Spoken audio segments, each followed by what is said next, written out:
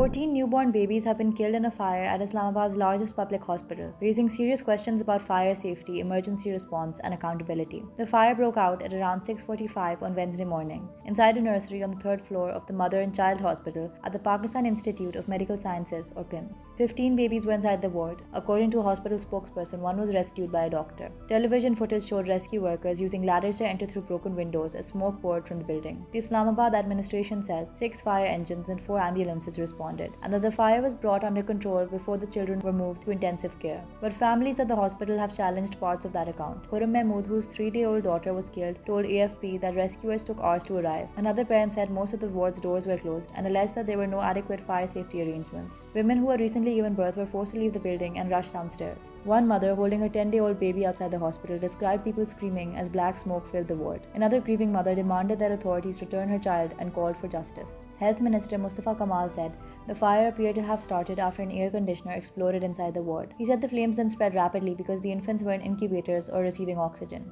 That remains a preliminary explanation.